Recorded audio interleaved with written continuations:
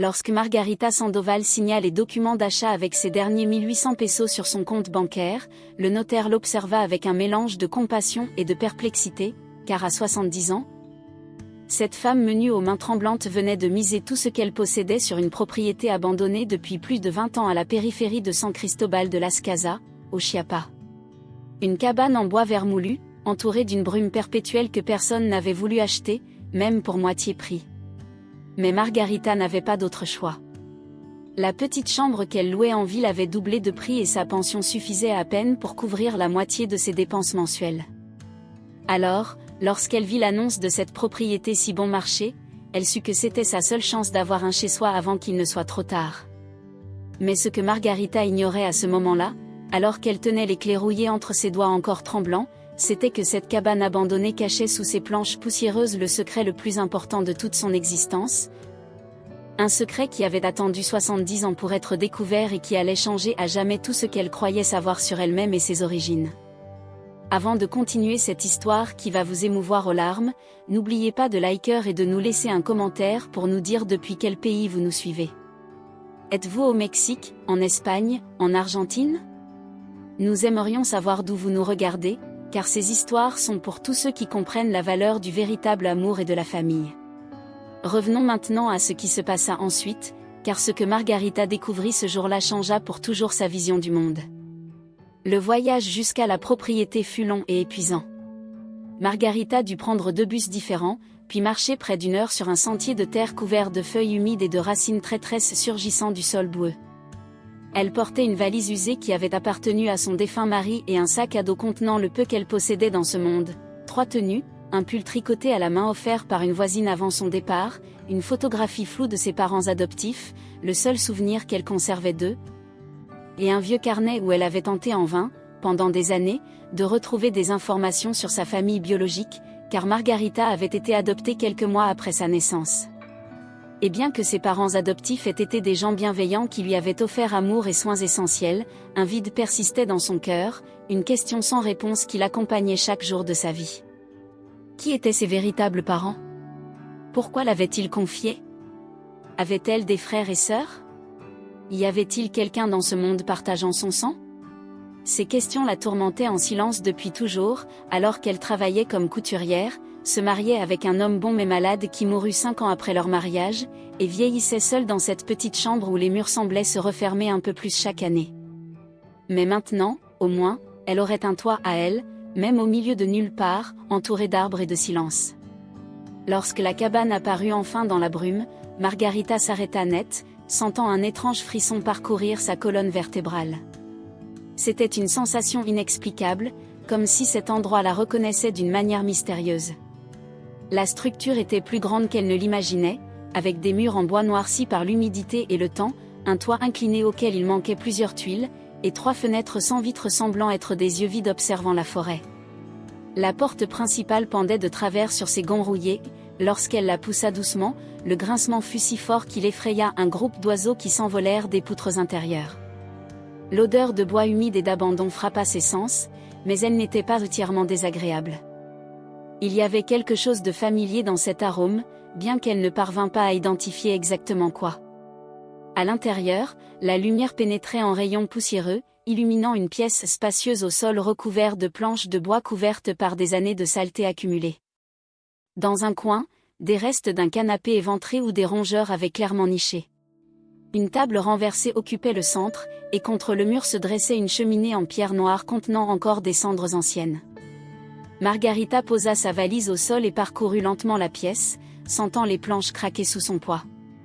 Il y avait quelque chose dans cet endroit qui l'intriguait et l'attirait à la fois, une sensation d'être exactement là où elle devait être, sans savoir pourquoi. Elle passa la première heure à explorer la cabane pour évaluer son état. 2 petites chambres au fond, toutes 2 complètement vides, excepté des toiles d'araignée suspendues au coin comme des rideaux fantomatiques.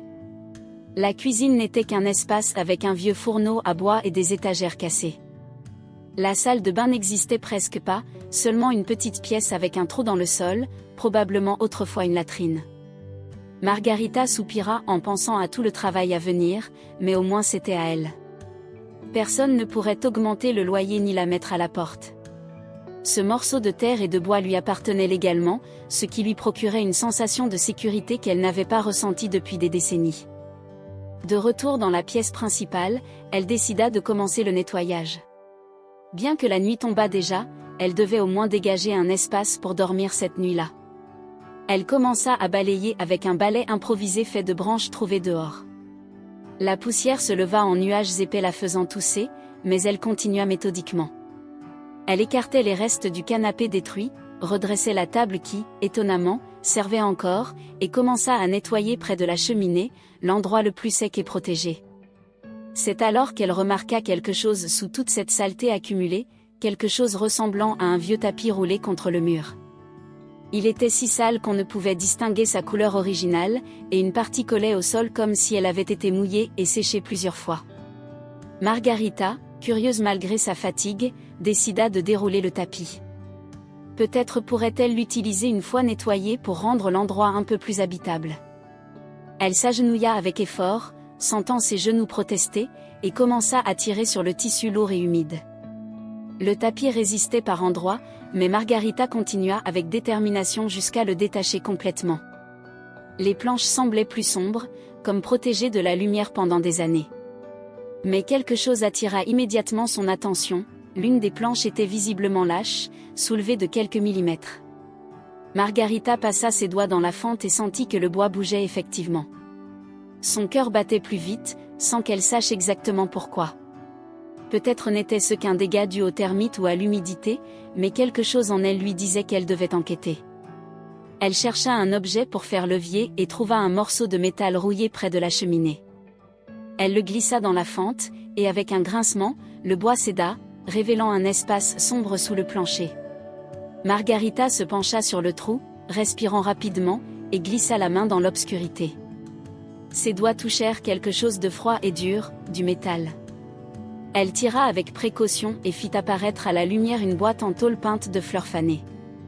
La boîte avait un petit cadenas si rouillé qu'il se brisa au simple contact. Margarita ouvrit le couvercle, les mains tremblantes, et ce qu'elle vit à l'intérieur fit stopper le monde autour d'elle. Des photographies. Des piles soigneusement rangées, certaines en noir et blanc, d'autres en couleur, mais toutes fanées par le temps. Margarita prit la première avec des doigts tremblants, et ce qu'elle vit la coupa dans son souffle. La photo montrait une famille posant devant cette même cabane lorsqu'elle était encore neuve et belle. Un homme grand avec un chapeau, une femme mince en robe à fleurs et 4 enfants d'âge différents alignés. Mais ce qui fit disparaître le sol sous ses pieds fut le bébé que la femme tenait dans ses bras. Une toute petite fille de quelques mois, avec un visage rond et des joues potelées. Et sur le bras gauche de ce bébé, clairement visible sur la photo, il y avait une tache de naissance en forme d'étoile à 5 branches, exactement identique à celle que Margarita portait sur son propre bras gauche depuis toujours. Une marque qui l'avait toujours fait se sentir différente et qu'elle avait essayé de cacher pendant des années avec des manches longues, même par les jours les plus chauds. La photo tomba de ses mains tandis qu'un soupir profond montait du fond de sa poitrine. Cela ne pouvait pas être possible, aucune logique ne le permettait, mais voici la preuve irréfutable devant ses yeux. Ce bébé sur la photo, c'était elle, cela devait être elle. Personne d'autre ne pouvait avoir exactement la même marque au même endroit, ce qui signifiait que cette cabane, cette propriété qu'elle avait achetée par hasard avec ses dernières économies, avait appartenu à sa famille biologique. Les larmes commencèrent à couler alors que Margarita retirait d'autres photos de la boîte. Il y avait de nombreuses images de cette famille à différents moments. Elle vit les enfants grandir sur chaque photo. Elle vit le couple vieillir. Elle vit des célébrations et des moments du quotidien. Sur plusieurs des photos les plus récentes, le bébé apparaissait un peu plus âgé, peut-être 6 ou 7 mois, toujours avec la marque de l'étoile visible sur son bras. Margarita chercha désespérément une photo où la petite fille serait plus âgée, une image montrant ce qui lui était arrivé, mais elle n'en trouva aucune. Comme si, après un certain âge, le bébé avait simplement disparu des archives familiales. Avec des mains à peine capables de tenir quelque chose à cause du tremblement, Margarita fouilla le fond de la boîte et trouva des papiers pliés. Le premier était un acte de naissance si ancien que le papier était jauni et fragile. Elle parvint à lire le nom Margarita Sandoval et la date de naissance correspondait exactement à celle figurant sur ses propres documents. Il n'y avait plus aucun doute. C'était son certificat de naissance original, le document prouvant qui avaient été ses véritables parents. Ses mains tremblaient tellement qu'elle pouvait à peine tenir le papier, mais elle parvint à lire les noms. Padre Antonio Sandoval, mère Béatrice Sandoval, voilà ses parents biologiques, les noms des personnes qui lui avaient donné la vie. Sous l'acte, une lettre manuscrite à l'écriture irrégulière et tremblante. Margarita commença à lire, à chaque mot, elle avait l'impression qu'on lui enfonçait un couteau dans le cœur. La lettre disait, « Si quelqu'un trouve ceci un jour, surtout notre petite Margarita, nous voulons qu'il sache la vérité sur ce qui s'est passé et pourquoi nous avons dû prendre la décision la plus douloureuse de notre vie. Ce n'est pas parce que nous ne t'aimions pas, au contraire. Nous t'aimions tellement que nous étions prêts à briser nos propres cœurs pour te donner une chance de vivre. » Tout commença à l'hiver 1954, quand les gelées arrivèrent trop tôt et détruisirent toute la récolte de café, notre unique subsistance. Nous avons tout perdu en quelques semaines. Antonio essaya de trouver du travail au village, mais rien n'était disponible. Nous avons vendu tout ce qui avait de la valeur, mes bijoux, ses outils, les animaux, mais cela ne suffisait toujours pas. Les enfants aînés, Felipe, Rosa, Miguel et Teresa, étaient si maigres que cela faisait peur. Ils ne mangeaient qu'une fois par jour si nous avions de la chance, et même ainsi, la nourriture ne suffisait pas. J'ai essayé de continuer à t'allaiter, ma petite Margarita, mais mon lait s'épuisait parce que je n'avais pas assez à manger. Nous te voyions pleurer de faim jour et nuit et nous ne pouvions rien faire pour t'aider. Ce fut la période la plus sombre de notre vie. Alors le père Joaquin du village nous parla d'un couple à San Cristobal qui ne pouvait pas avoir d'enfants et cherchait à adopter. C'étaient des gens éduqués et aisés. Le père nous assura qu'il te donnerait tout ce que nous ne pouvions pas t'offrir, nourriture, éducation, un avenir. Antonio et moi passâmes des nuits entières à pleurer et à discuter. Comment pouvions-nous te remettre? Comment pouvions-nous te séparer de tes frères et sœurs? Mais chaque jour qui passait, nous te voyions plus faible. Tes pleurs devenaient de plus en plus faibles et nous savions que si nous ne faisions rien rapidement, nous te perdrions de toute façon. Alors nous avons pris la décision, nous garderions les 4 aînés, car ils étaient déjà plus grands et pouvaient survivre avec moins de nourriture. Mais toi, nous te donnerions en adoption pour te sauver la vie. Le jour où nous t'avons remise fut le pire de notre existence. Je t'ai enveloppé dans ma meilleure couverture, celle que j'avais tissée en apprenant que tu arrivais.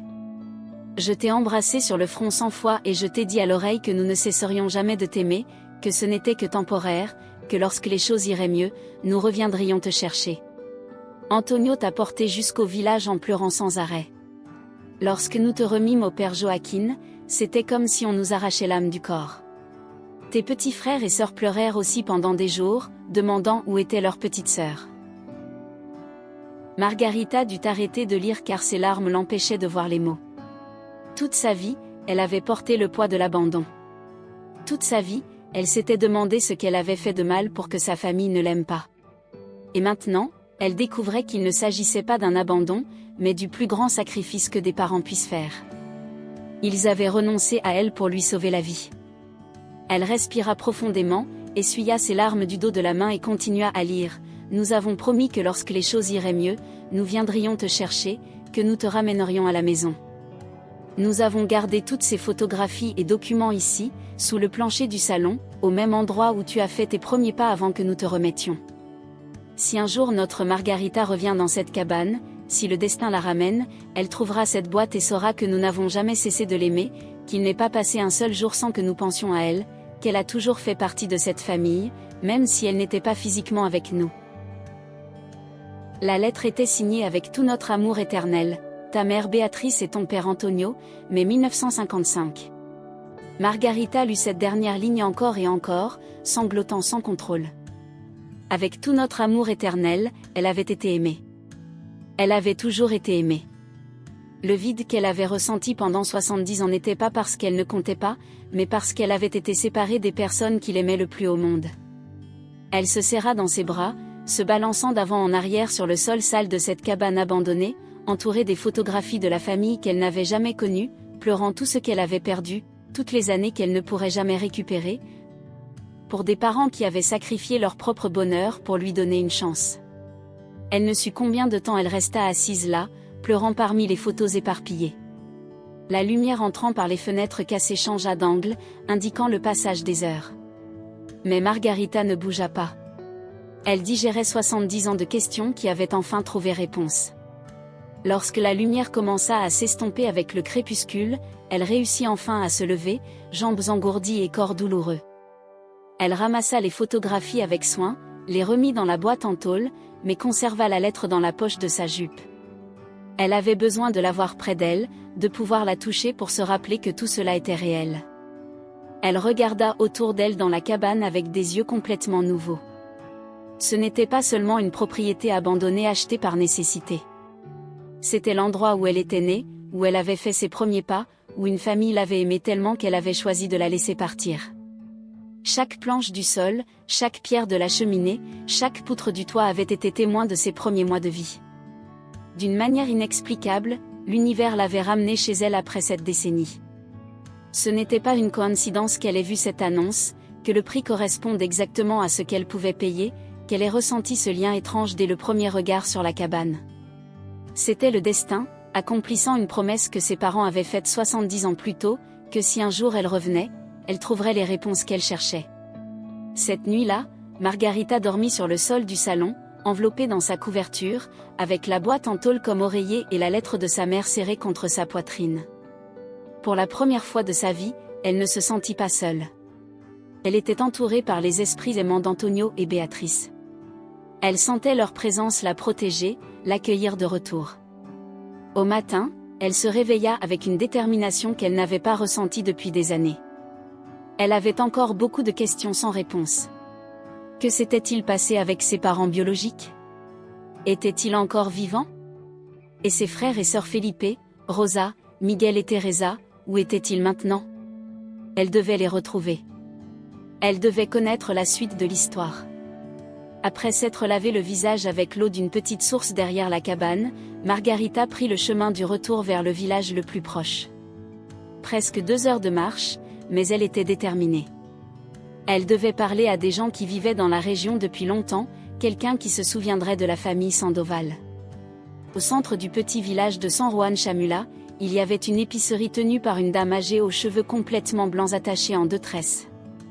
Margarita entra et acheta quelques produits de base, pain, café, bougies, allumettes. Pendant que la dame emballait ses achats, Margarita prit son courage à 2 mains et demanda « Excusez-moi madame, vous habitez ici depuis longtemps ?» La femme la regarda avec des yeux curieux. « Toute ma vie, ma fille. Je suis née dans ce village il y a 82 ans et je suis restée ici. » Pourquoi cette question? Margarita sortit l'une des photos de son sac, l'image de toute la famille posant devant la cabane. Reconnaissez-vous ces personnes? Savez-vous si la famille Sandoval a vécu ici? La vieille dame prit la photo avec ses mains ridées et se rapprocha de la lumière entrant par la fenêtre. Son expression changea immédiatement. Ses yeux s'ouvrirent grands et sa bouche forma un petit « oh » de surprise. « Bien sûr que je m'en souviens », dit-elle à voix basse, Antonio et Béatrice Sandoval. Ils vivaient dans la cabane de la forêt. C'étaient de bonnes gens, très travailleurs. Ils ont traversé des moments très difficiles dans les années 50. Le cœur de Margarita battait si fort qu'elle crut qu'il allait sortir de sa poitrine. « Vous les avez connus ?» demanda-t-elle d'une voix tremblante. « Oui, ma fille. Nous les connaissions tous au village. Ce qui leur est arrivé fut une tragédie. » La dame fit une pause comme si cela lui coûtait de continuer. Margarita sentit un nœud dans sa gorge. « Que leur est-il arrivé? Dites-moi, s'il vous plaît. Je dois savoir. » La vieille dame soupira profondément. Antonio et Béatrice ont traversé des années très difficiles lorsque les gelées ont détruit les plantations de café. Ils ont tout perdu. Ils ont dû donner en adoption leur fille la plus jeune, un bébé adorable. Le père Joaquin l'a emmené en ville. Ce fut terrible de voir combien ils ont souffert de cette décision. Béatrice fut malade de chagrin pendant des mois. Elle ne mangeait presque pas, parlait à peine, pleurait tout le temps. Antonio travaillait comme un forçat dans tout ce qu'il trouvait, essayant de rassembler de l'argent pour récupérer la fillette. Des larmes coulaient sur les joues de Margarita. « Continuez, s'il vous plaît. » Que s'est-il passé ensuite? Après quelques années, les choses ont commencé à s'améliorer. Antonio a trouvé un travail stable dans une plus grande plantation de café. Ils ont commencé à se remettre financièrement. Puis un jour, Antonio dit à Béatrice qu'il était temps d'aller chercher leur fille. Ils voyagèrent à San Cristobal plein d'espoir. Mais à leur arrivée, ils découvrirent que le père Joaquin était décédé 2 ans plus tôt, et avec lui toutes les informations sur l'endroit où se trouvait la fillette. Le père n'avait laissé aucun registre écrit. Personne ne savait à quelle famille le bébé avait été confié. C'était comme si la terre avait englouti leur fille. Antonio et Béatrice cherchèrent pendant des mois. Ils allèrent dans des églises, des orphelinats, des bureaux gouvernementaux. Ils interrogeaient toutes les personnes qu'ils rencontraient, mais ne purent jamais retrouver la moindre trace de leur petite Margarita. La vieille dame s'essuya une larme roulant sur sa joue ridée. Ce fut dévastateur de les voir revenir sans leur fille. Béatrice ne s'en remit jamais. Elle s'éteignit peu à peu, cessa de sourire, de s'occuper de la maison, mangeait à peine. Les 4 autres enfants étaient déjà grands et quittèrent le village pour vivre leur propre vie. Antonio et Béatrice restèrent seuls dans cette cabane, hantés par le fantôme de la fille qu'ils avaient perdue. Béatrice mourut en 1972. On dit que, le cœur brisé, Antonio la suivit quelques mois plus tard. Il ne put vivre sans elle. Lorsque les parents moururent, la cabane fut abandonnée. Aucun des enfants ne voulut revenir. Trop de souvenirs douloureux demeuraient en ce lieu. Margarita pleurait maintenant ouvertement, sans se soucier de qui la voyait. Sa mère était morte de chagrin de ne pas pouvoir la retrouver. Son père était décédé d'un cœur brisé. Il l'avait cherchée. Il ne l'avait pas oubliée, comme elle l'avait toujours craint. Il l'avait aimée jusqu'à leur dernier souffle. « Cette bébé dont vous parlez ?» dit Margarita d'une voix entrecoupée, « Cette fille qu'ils n'ont jamais pu retrouver, c'était moi. Je suis Margarita Sandoval, la fille qu'Antonio et Béatrice ont dû donner en adoption. » La vieille dame laissa tomber la tasse qu'elle tenait. Elle se brisa en 1000 morceaux sur le sol, mais aucune des 2 ne fit attention. « Tu es le bébé » murmura la femme. « Après toutes ces années, tu es revenu. » Margarita hocha la tête, incapable de parler. La vieille dame contourna le comptoir et la serra fort dans ses bras. 2 femmes âgées pleurant ensemble pour une histoire d'amour et de perte qui trouvait enfin un peu de clôture après cette décennie. Quand elles se séparèrent enfin, la vieille dame prit les mains de Margarita entre les siennes. « Tes parents n'ont jamais cessé de t'aimer. Tu dois le savoir. » Chaque fois qu'Antonio les voyait au village, il disait « Un jour, je retrouverai ma petite Margarita. » Et Béatrice gardait des vêtements de bébé dans un coffre. Elle disait que c'était pour le jour où sa fille reviendrait à la maison. Il croyait qu'un jour tu reviendrais. Margarita, j'ai trop attendu. Je ne pourrai jamais les serrer dans mes bras. Je ne pourrai jamais leur dire que j'ai eu une bonne vie, qu'on m'a bien élevée, que je leur pardonne d'avoir dû me laisser partir. Mais tu peux honorer leur mémoire, dit fermement la vieille dame. Tu peux rester dans la cabane qu'ils ont construite de leurs mains. Tu peux vivre la vie qu'ils ont rêvé de t'offrir. Tu peux retrouver tes frères et sœurs et rassembler ce qu'il reste de la famille Sandoval. Il n'est jamais trop tard pour ça. Ces mots donnèrent à Margarita un but renouvelé. Elle avait raison. Elle ne pouvait pas changer le passé, mais elle pouvait honorer la mémoire de ses parents et peut-être, juste peut-être, retrouver ses frères et sœurs. Savez-vous ce qu'il est advenu de Felipe, Rosa, Miguel et Teresa, demanda-t-elle avec espoir.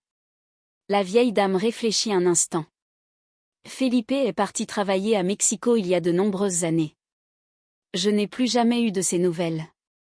Rosa s'est mariée avec un homme de Tuxtla Gutiérrez. Je crois qu'elle vit toujours là-bas. Miguel est mort il y a environ 15 ans, dans un accident sur un chantier. Et Teresa? Teresa vit encore ici, près du village voisin, Sinacantan.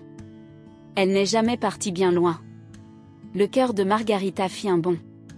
Teresa vivait à proximité. Comment puis-je la retrouver, demanda-t-elle. La vieille dame lui donna des indications détaillées. Teresa vivait dans une petite maison bleue près de l'église de Sinacantan. Elle vendait des textiles brodés à la main. C'était une femme silencieuse, qui avait vécu seule toute sa vie. Elle ne s'était jamais mariée et n'avait jamais eu d'enfant. Margarita remercia la vieille dame, le cœur rempli de gratitude et d'émotion. Elle acheta quelques provisions supplémentaires et quitta la boutique avec une détermination qu'elle n'avait pas ressentie depuis des décennies. Elle allait retrouver sa sœur Teresa. Après 70 ans, elle allait enfin rencontrer un membre de sa famille biologique. Le voyage jusqu'à Sinacantan prit le reste de la matinée. Margarita prit une combi qui la laissa au centre du village, puis elle marcha en suivant les indications de la vieille dame. Elle trouva l'église sans difficulté, tout près, comme on le lui avait dit, une petite maison peinte en bleu ciel, avec un jardin rempli de fleurs colorées. Margarita s'arrêta devant la porte, les jambes tremblantes. Que dirait-elle? Comment se présenter à la sœur qu'elle n'avait jamais connue? Elle inspira profondément et frappa. Un long silence. Puis des pas lents se firent entendre. La porte s'ouvrit, révélant une femme d'environ 75 ans. Elle était mince, aux cheveux gris attachés en une longue tresse.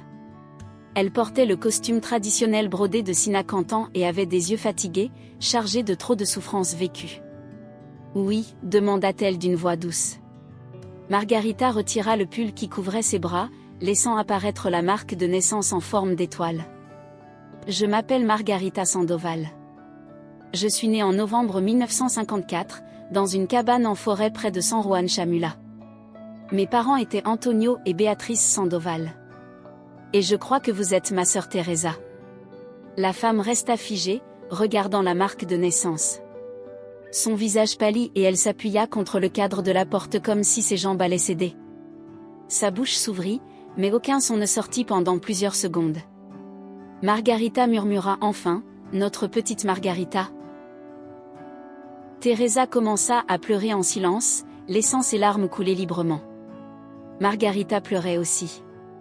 Les deux femmes se regardèrent pendant un moment éternel, des décennies de séparation, de questions sans réponse, de douleurs partagées, mais vécues dans la solitude, concentrées en un seul instant. Alors Teresa tendit les bras et Margarita se jeta dedans. Elles s'embrassèrent à la porte de cette petite maison bleue, deux sœurs qui ne s'étaient pas vues depuis que l'une était bébé et l'autre à peine âgée de 6 ans, mais qui partageaient le même sang, la même histoire, la même douleur héritée. « Pardonne-moi, ma petite. » sanglota Teresa.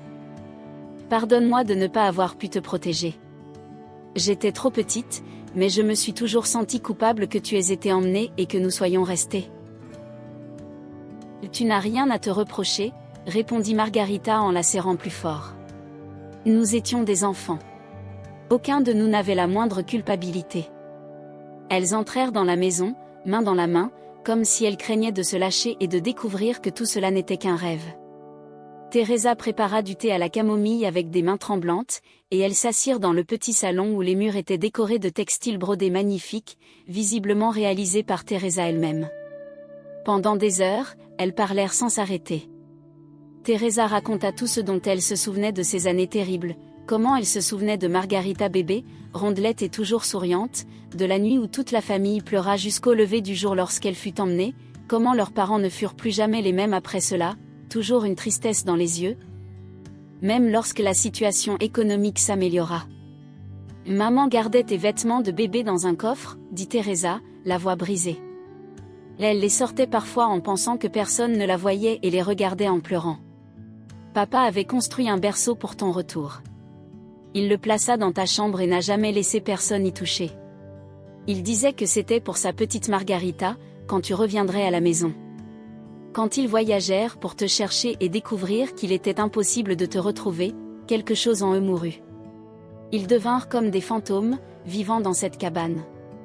Je m'étais déjà mariée à ce moment-là et vivais dans un autre village. Felipe et Miguel étaient partis, Rosa était à Tuxtla. Aucun de nous n'a voulu rester, car cette cabane était remplie de fantômes, du fantôme de notre petite sœur perdue et jamais retrouvée. Quand maman est morte, je suis allée m'occuper de papa dans la cabane, mais il ne voulait plus vivre.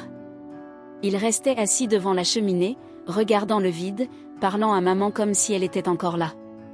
Un matin, je l'ai trouvé sans vie dans son lit. Il tenait une photo de toi bébé dans sa main.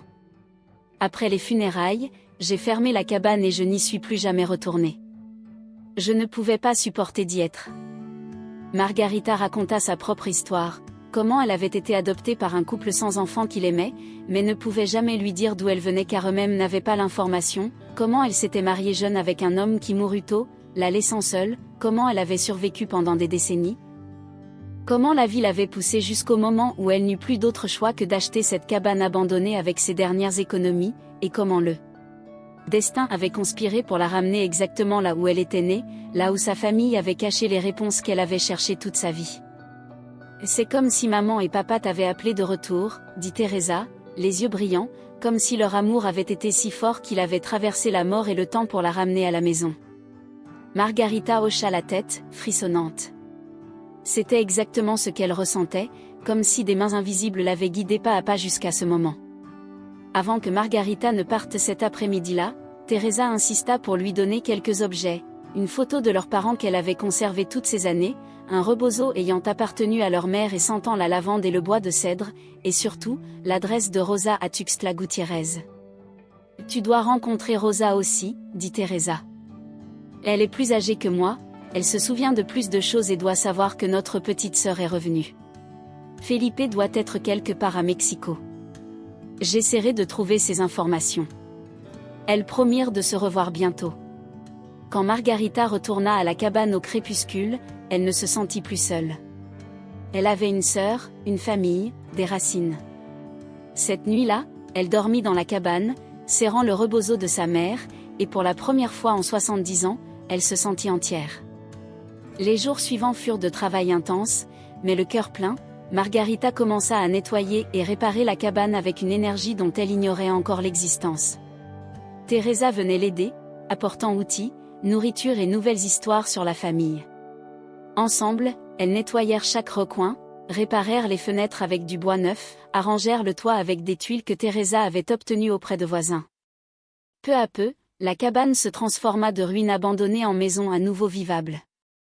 Un après-midi, alors qu'elle nettoyait derrière la cabane, Margarita fit une nouvelle découverte, une petite source d'eau cristalline jaillissait entre les rochers. L'eau était froide et pure, totalement différente de tout ce qu'elle avait goûté auparavant. Teresa la regarda, surprise. Cette source n'était pas ici avant, ou du moins elle n'était pas aussi abondante. Elle a dû se former davantage avec les années. Margarita goûta l'eau et sentit un goût particulier, pur et frais, avec une touche minérale très agréable. « Quelle eau délicieuse !» commenta-t-elle. « On dirait que la montagne nous fait un cadeau. » Elles suivirent la source et découvrirent qu'elle provenait plus haut dans la montagne. Le débit n'était pas énorme, mais constant, suffisant pour alimenter la cabane, et probablement beaucoup plus. Cette nuit-là, Teresa expliqua qu'elle connaissait quelqu'un à San Cristobal qui travaillait dans l'analyse de l'eau, un neveu étudiant le génie environnemental. Peut-être pourrait-il venir voir la source. On ne sait jamais. Parfois, ces eaux de montagne ont des propriétés spéciales. Le neveu de Teresa, un jeune homme nommé Sébastien, vint la semaine suivante avec son équipe. Il prit des échantillons et les emporta pour analyse. 2 semaines plus tard, il revint, le visage ébahi. « Doña Margarita, dit-il avec émotion. Cette eau est extraordinaire. Sa composition minérale est unique. Filtrée naturellement à travers des couches de roches volcaniques, elle possède des propriétés qui la rendraient parfaite pour l'embouteillage et la vente. Une eau comme celle-ci est très précieuse. Elle pourrait changer votre vie si vous décidez de l'exploiter commercialement. » Margarita ne savait pas quoi penser de cette nouvelle. Elle n'avait jamais été une femme d'affaires. Elle savait à peine lire et écrire le strict minimum. L'idée d'embouteiller et de vendre de l'eau lui paraissait impossible pour quelqu'un comme elle. Mais Sébastien insista. « Écoutez, Doña Margarita, je peux vous aider pour la partie technique. Je connais des gens qui s'occupent de ça. Ce dont nous avons besoin, c'est un capital de départ pour lancer une petite opération. Rien de trop grand au début, juste quelque chose qui puisse vous rapporter un revenu. » Margarita réfléchit à sa situation. Elle n'avait exactement aucun peso d'économie. Elle avait tout dépensé pour acheter la cabane et faire les réparations de base. Elle vivait des légumes que Teresa lui apportait et de la générosité des voisins, qui, peu à peu, avaient entendu son histoire et commençaient à l'aider avec nourriture et matériel. « Je n'ai pas d'argent pour investir, dit-elle tristement. J'ai à peine de quoi manger. Sébastien se gratta la tête, réfléchissant. Et si nous formions une coopérative, dit-il soudain. Il y a plusieurs familles ici dans la région qui traversent des difficultés économiques. Si nous mettons tous un peu et travaillons ensemble, nous pourrions monter quelque chose.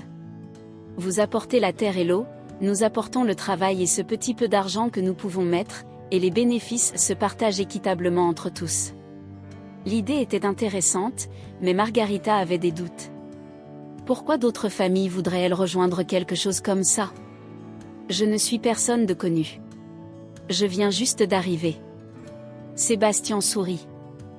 Parce que votre histoire s'est déjà répandue partout, Doña Margarita. Les gens parlent de la femme qui est revenue chez elle après 70 ans, de comment elle a trouvé les lettres de ses parents, de comment elle a retrouvé sa sœur. Votre histoire leur donne de l'espoir. Et croyez-moi, ici, beaucoup ont besoin d'espoir et d'opportunités. Dans les jours suivants, Teresa et Sébastien organisèrent une réunion dans la cabane de Margarita. Ils invitèrent plusieurs familles des villages voisins, des gens travailleurs qui luttaient pour s'en sortir. Quand tout le monde fut réuni, Margarita raconta son histoire complète, montra les photographies, lut la lettre de sa mère, expliqua la source d'eau qu'elles avaient découverte et proposa de former une coopérative. Un long silence suivit. Margarita pensa que personne ne voudrait participer, que l'idée était trop folle. Mais alors, un homme âgé se leva. « Je m'appelle Don Eugenio, dit-il d'une voix ferme. J'ai perdu ma terre il y a 10 ans quand un prêteur m'a escroqué. Depuis, je travaille comme journalier, à peine de quoi manger. S'il y a une chance de retrouver un peu de dignité, de travailler sur quelque chose qui m'appartient, même en partie, je suis partant. » Une jeune femme avec un bébé dans les bras se leva aussi. « Je m'appelle Patricia, je suis mère célibataire. Le père de mon enfant nous a abandonnés et je travaille à nettoyer des maisons, gagnant une misère. Si je peux donner un avenir meilleur à mon enfant, comptez sur moi. » Une à une, 8 familles se levèrent au total, toutes avec des histoires de difficultés, toutes dans le besoin d'une opportunité, toutes prêtes à travailler dur si une lueur d'espoir apparaissait. C'est ainsi qu'est née la coopérative Aguas de la Montana, nom choisi en hommage à l'endroit où jaillissait la source. Chaque famille apporta ce qu'elle pouvait, de l'argent, des outils, du travail. Sébastien s'occupa des démarches légales et de l'équipement de base nécessaire pour commencer à embouteiller l'eau à petite échelle. Ce ne fut pas facile. Il y eut des moments de découragement lorsque les choses n'avançaient pas comme prévu, lorsque l'argent manquait, lorsque tout semblait sur le point d'échouer. Mais Margarita resta ferme. Elle, qui avait survécu 70 ans de solitude et de difficultés, ne renoncerait pas maintenant qu'elle avait enfin trouvé un but et une communauté. Ils travaillèrent pendant des mois. Ils construisirent une petite cabane près de la source pour installer l'équipement d'embouteillage. Ils obtinrent les autorisations sanitaires nécessaires. Ils conçurent des étiquettes racontant l'histoire de Margarita et de la coopérative. Tout le processus fut lent et épuisant, mais aussi rempli d'espoir. Enfin arriva le jour où elles embouteillèrent le premier lot d'eau. À peine 100 bouteilles, mais pour tous les membres de la coopérative, elles représentaient bien plus que de l'eau embouteillée, travail commun, espoir partagé, possibilité d'un avenir meilleur. Margarita tint la première bouteille entre ses mains ridées et lut l'étiquette, « Eau de la montagne, pure comme l'amour d'une mère ». Elle sentit que Béatrice et Antonio seraient fiers. Les premières bouteilles furent vendues au marché local. La réponse fut meilleure que prévu. Les gens achetaient l'eau pour sa qualité, mais aussi parce que l'histoire de Margarita et de la coopérative résonnait avec eux. Dans une région où tant de personnes avaient été séparées de leur famille par la migration, la pauvreté ou la violence, l'histoire d'une femme qui avait retrouvé sa maison après 70 ans touchait profondément. Bientôt, de petites boutiques commencèrent à demander de l'eau, puis quelques restaurants à San Cristobal. Le bouche à oreille fonctionna mieux que n'importe quelle publicité. 6 mois plus tard, la coopérative vendait plus de 1000 bouteilles par mois. Ce n'était pas une fortune, mais suffisant pour que chaque famille membre reçoive un revenu qui faisait une vraie différence dans leur vie. Don Eugenio put louer un petit terrain pour cultiver à nouveau. Patricia arrêta de nettoyer des maisons et se consacra à la coopérative à plein temps. D'autres familles purent payer leurs dettes, réparer leurs maisons, envoyer leurs enfants dans de meilleures écoles.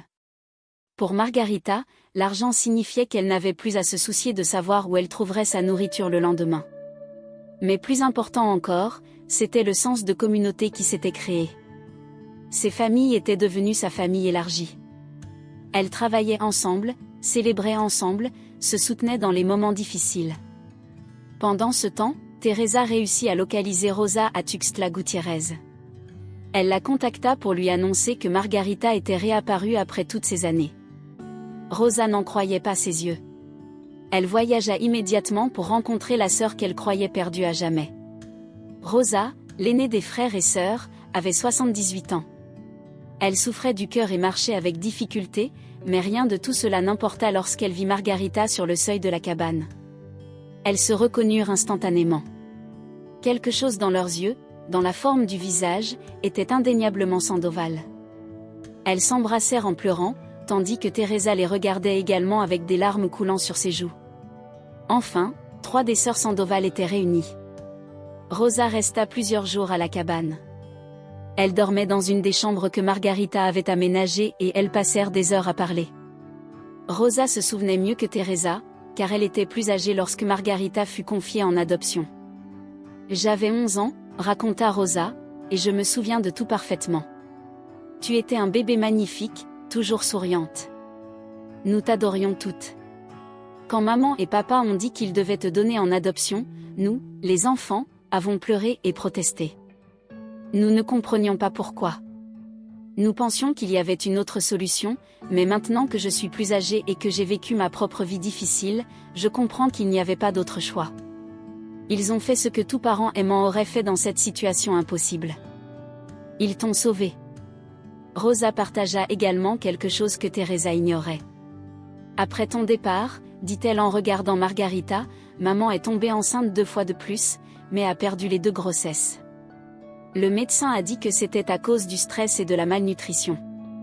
Maman disait toujours que c'était sa punition pour t'avoir confiée.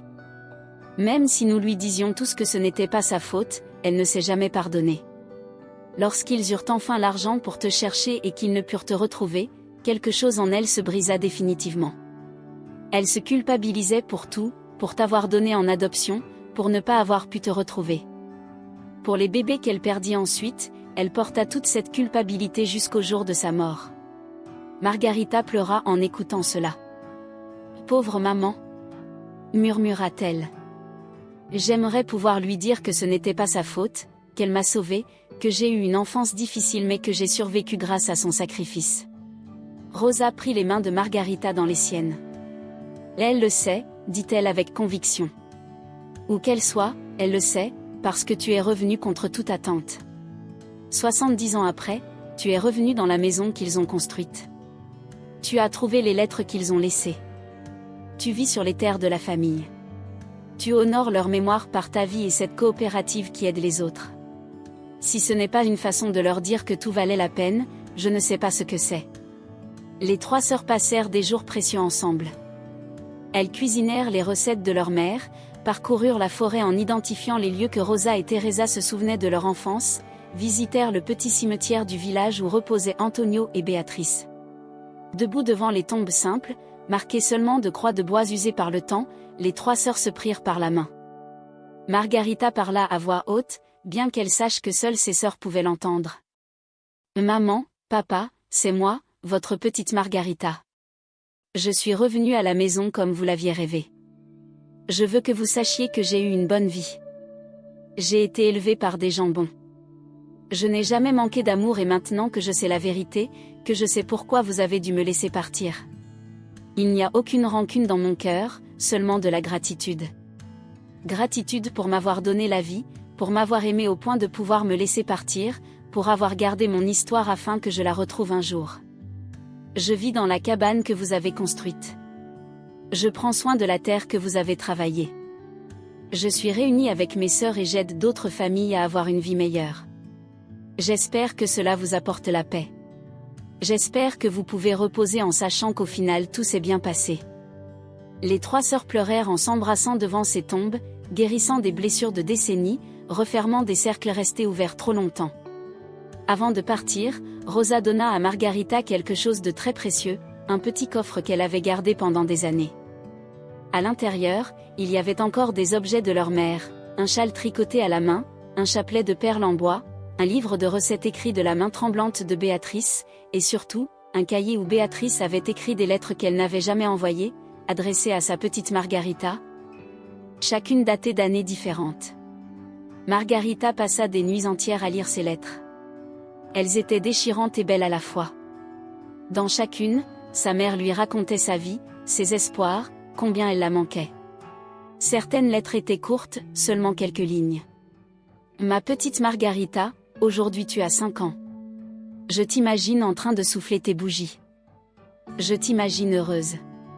J'espère que tu es heureuse, mon amour. D'autres lettres étaient plus longues, où Béatrice se livrait entièrement. Aujourd'hui, je suis passée dans la chambre où tu dormais et je peux jurer que j'ai entendu ton rire de bébé. Antonio dit que ce n'est que le vent, mais je sais que c'était toi. Ton esprit est venu me rendre visite pour me dire que tu vas bien. Cela me donne la force de continuer. La dernière lettre était datée d'à peine une semaine avant la mort de Béatrice. Son écriture était presque illisible, tremblante et faible. La lettre disait : Ma petite Margarita, je ne sais pas si un jour tu liras ces mots. Je ne sais pas si je te reverrai dans cette vie ou si je devrais attendre la suivante, mais je dois que tu saches quelque chose. Tu as été l'amour le plus grand de ma vie. Plus grand encore que l'amour que j'ai ressenti pour ton père, plus grand que l'amour pour tes frères et sœurs. Parce que t'aimer signifiait laisser partir la partie la plus précieuse de moi-même, sacrifier mon propre bonheur pour ton bien-être, et je le referai 1000 fois. Quand je t'ai confié ce jour de mai, tu portais une petite robe blanche que j'avais cousue.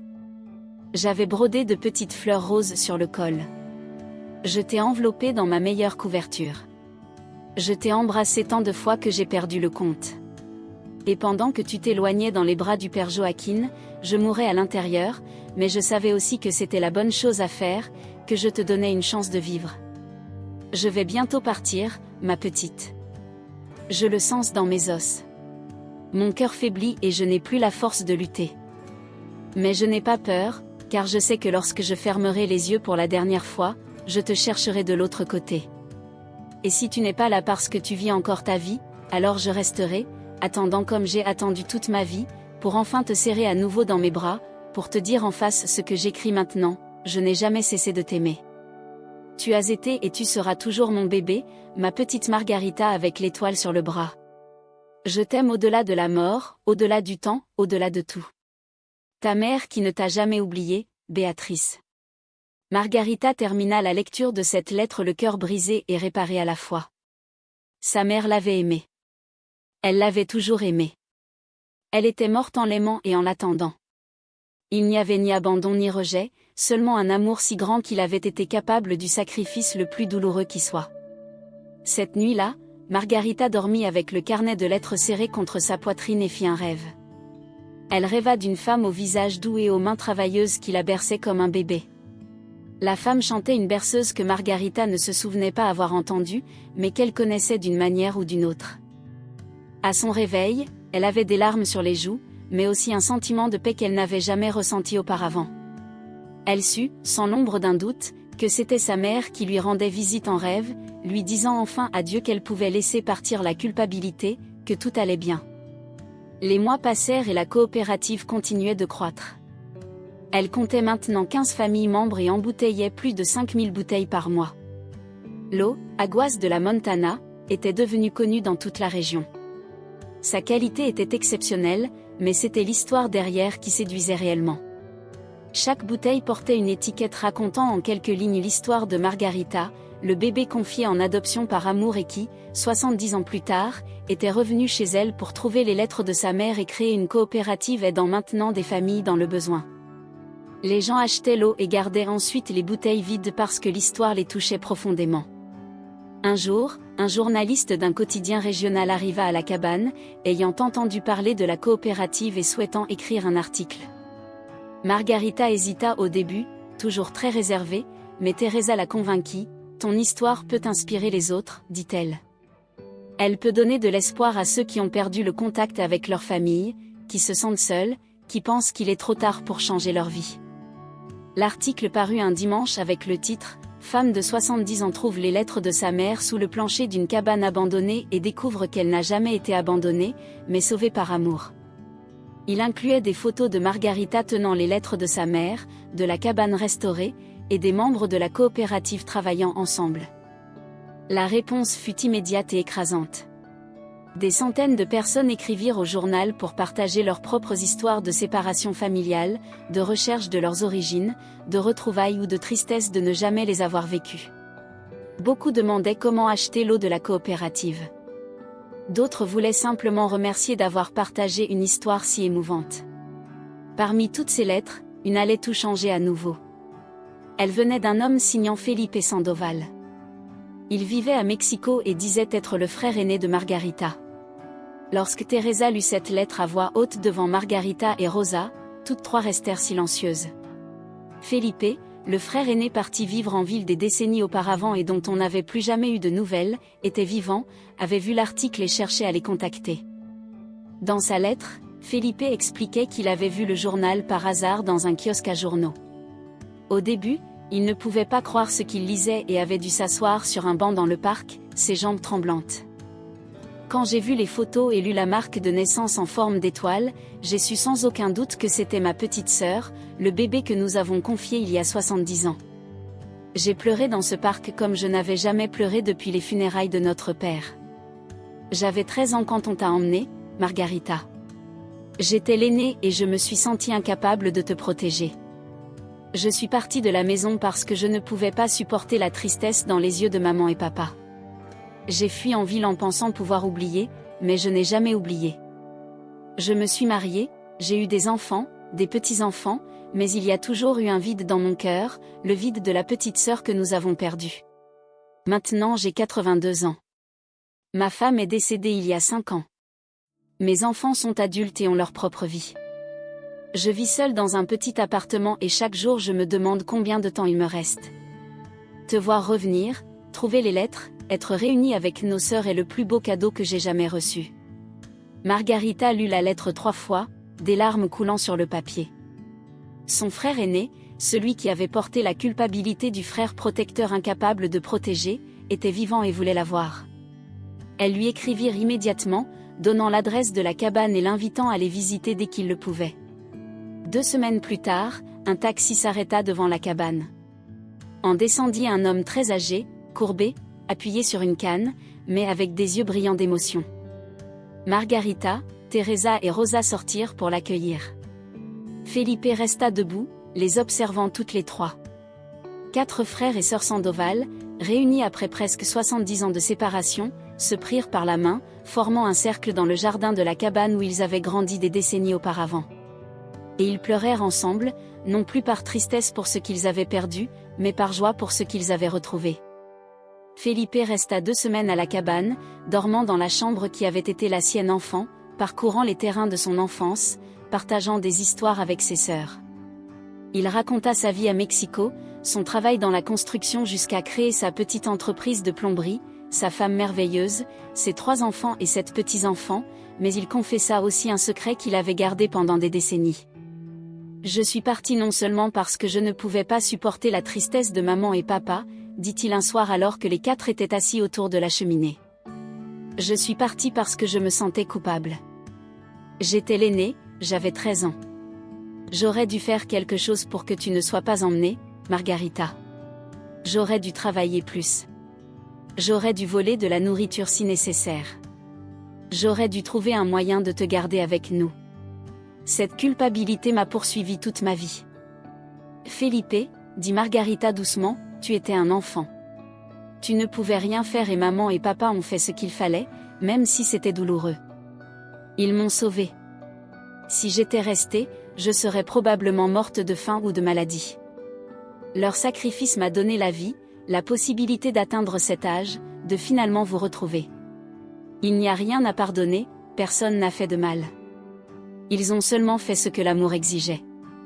Les mots de Margarita semblèrent libérer quelque chose en Felipe. Cette nuit-là, il dormit mieux que depuis des années.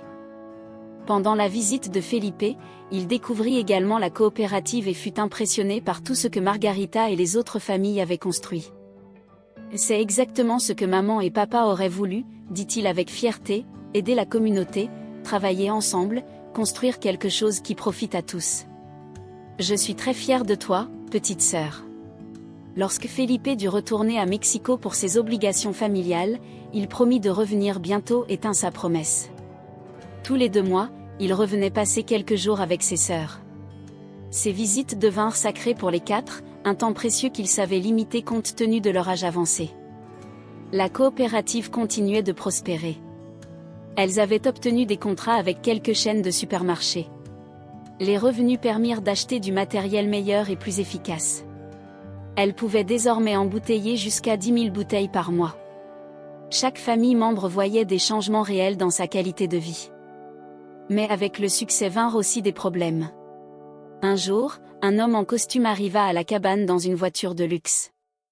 Il se présenta comme l'avocat Germán Villalobos, représentant d'une grande entreprise d'embouteillage de Monterrey.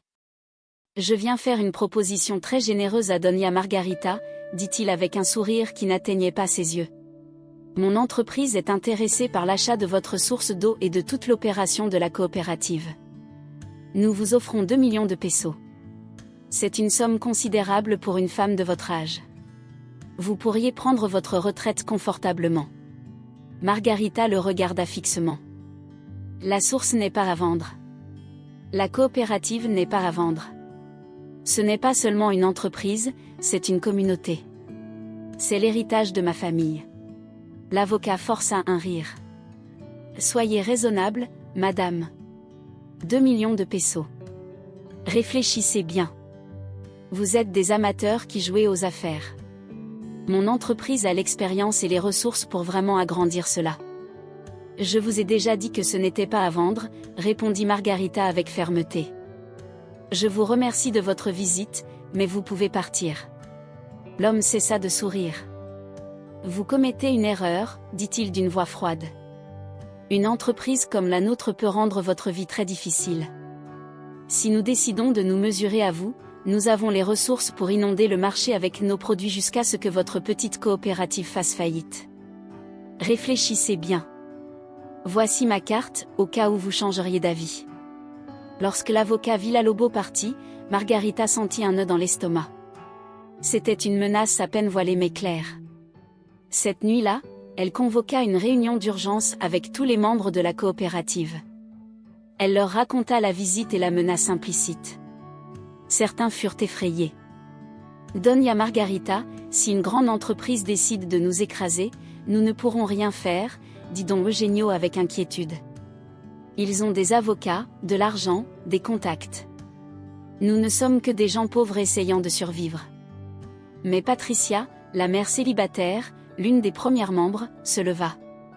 Avec tout le respect que je vous dois, don Eugenio, si nous nous rendons maintenant, quel message envoyons-nous à nos enfants ? Que chaque fois que quelqu'un de plus puissant voudra nous prendre ce que nous avons construit avec notre sueur, nous devons baisser la tête et abandonner ? Cette coopérative, c'est plus que de l'argent. C'est notre dignité. C'est la preuve qu'ensemble, nous pouvons accomplir des choses que seuls nous ne pourrions jamais réaliser. Je dis que nous devons nous battre. Son discours inspira les autres. Un par un, ils exprimèrent leur soutien pour continuer. Ils décidèrent de ne pas vendre et de défendre ce qu'ils avaient construit, mais ils savaient aussi qu'ils devaient se préparer à ce qui pourrait arriver. Sébastien, l'ingénieur qui les avait aidés depuis le début, eut une idée. Nous devons faire du bruit. Nous devons que plus de gens connaissent notre histoire. Si nous avons le soutien de la communauté et des médias, il sera plus difficile pour cette entreprise de nous attaquer sans perdre la face. Il contacta d'autres journalistes, des stations de radio locales et même une chaîne de télévision régionale intéressée par un reportage sur les coopératives prospères. Dans les semaines suivantes, l'histoire de Margarita et de la coopérative Aguas de la Montana apparut dans plusieurs médias. Le reportage télévisé fut particulièrement émouvant. On y montra Margarita dans la cabane, tenant les lettres de sa mère.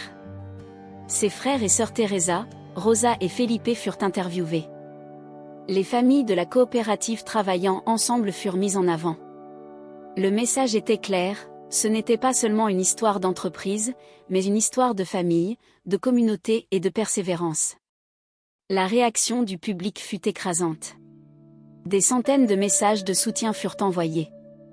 Les ventes d'eau augmentèrent car les gens voulaient soutenir la coopérative. Certains militants sociaux se proposèrent pour aider si l'entreprise tentait quoi que ce soit contre eux. La pression publique porta ses fruits. L'avocat Villalobos ne revint jamais et son entreprise ne fit aucun geste agressif contre la coopérative. Ils avaient gagné cette bataille, mais plus important encore, ils avaient prouvé qu'unis, ils étaient plus forts. 2 années de plus passèrent, remplies de travail acharné mais aussi de satisfaction. Margarita célébra ses 72 ans entourée de ses frères et de toute la communauté de la coopérative. Ce fut une fête magnifique où l'on chanta, dansa et mangea. La cabane, abandonnée pendant des décennies, était maintenant le cœur d'une communauté vivante.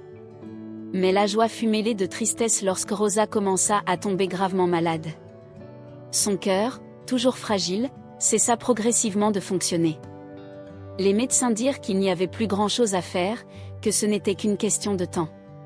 Rosa passa ses dernières semaines dans la cabane, dans la chambre de ses parents, entourée de l'amour de Margarita et Teresa. Felipe voyagea depuis la ville pour être avec elle. Quelques jours avant de s'éteindre, Rosa demanda à ce que tous se réunissent dans sa chambre. Elle avait quelque chose à dire. Assis autour de son lit, les 3 frères et sœurs écoutèrent sa voix faible mais claire. « Je veux que vous sachiez que ces dernières années ont été les plus heureux de ma vie, dit-elle. Pas pour l'argent de la coopérative, pas pour la renommée de notre histoire, mais parce que nous avons enfin été ensemble, les 4 frères et sœurs Sandoval réunis après une vie de séparation. Maman et papa auraient été si heureux de nous voir ainsi, prendre soin les uns des autres. » Rosa regarda spécifiquement Margarita. « C'est toi qui nous as ramenés ensemble, petite sœur. Toi, qui étais la plus jeune, celle qui avait été séparée de nous bébés, c'est toi qui nous as réunis. Ce n'est pas une coïncidence, c'est le destin qui s'accomplit. Maman et papa ont guidé tes pas pour que nous puissions guérir comme famille avant qu'il ne soit trop tard. » Rosa s'éteignit 3 jours plus tard, en paix. Entourée d'amour, elle fut enterrée dans le cimetière du village aux côtés de leurs parents. Antonio, Béatrice et Rosa reposaient désormais ensemble. Lors des funérailles, Margarita prit la parole. « Ma sœur Rosa m'a dit que c'était moi qui vous avais tous réunis, mais en vérité, ce sont nos parents qui nous ont ramenés. C'est leur amour qui nous a réunis. Un amour si fort qu'il a survécu à la mort, au temps, à la distance. Ils ont laissé des indices, des lettres, leur histoire cachée sous le plancher, attendant d'être trouvée. Et quand le moment fut enfin venu, l'univers a conspiré pour me ramener ici, pour que j'achète cette cabane sans savoir ce qu'elle était, pour que je découvre ce qu'ils avaient caché et que je puisse retrouver mes frères avant qu'il ne soit trop tard. Merci maman.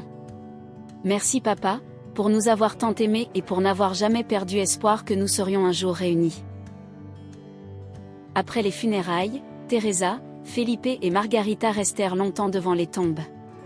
Ils n'étaient plus que 3 des 5 frères et sœurs Sandoval qui avaient grandi dans cette cabane. Miguel était décédé des années auparavant, Rosa venait de partir, mais les 3 restants étaient liés d'une manière qu'ils n'avaient jamais connue. La coopérative continua de prospérer. Elle comptait désormais 25 familles membres et distribuait leur eau dans 3 États. Elles avaient créé des emplois, sorti des familles de la pauvreté et prouvé que le modèle coopératif fonctionnait lorsqu'il y avait engagement et honnêteté. Margarita avait créé un fonds spécial au sein de la coopérative. Un pourcentage des bénéfices était destiné à aider les personnes âgées seules ou dans le besoin. Elle l'appela le fonds Béatrice, en hommage à sa mère. Elle mit également en place des bourses pour les jeunes souhaitant étudier mais n'ayant pas les moyens.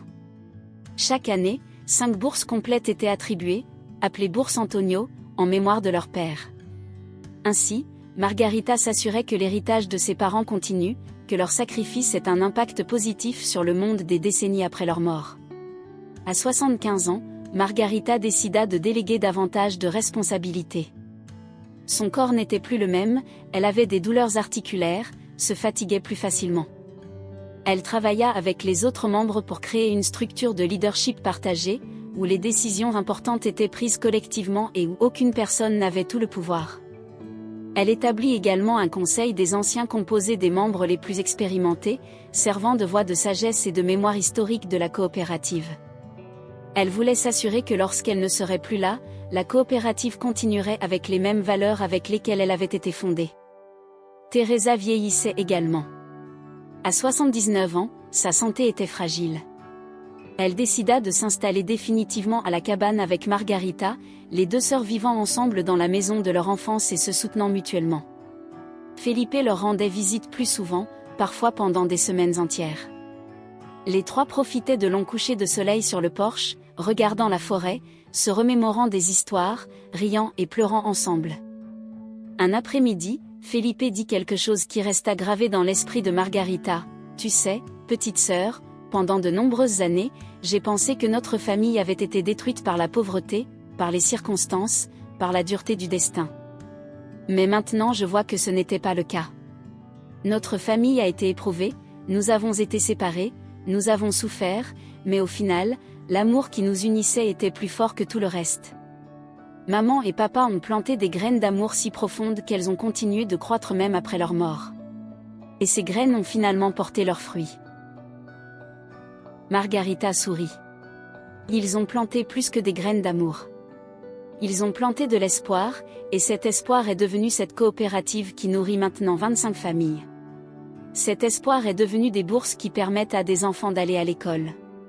Cet espoir est devenu un fonds qui aide les personnes âgées dans le besoin. Ils ne connaîtront jamais l'ampleur réelle de ce qu'ils ont accompli par leur sacrifice, mais moi je le sais et je m'assurerai que leur histoire ne soit jamais oubliée.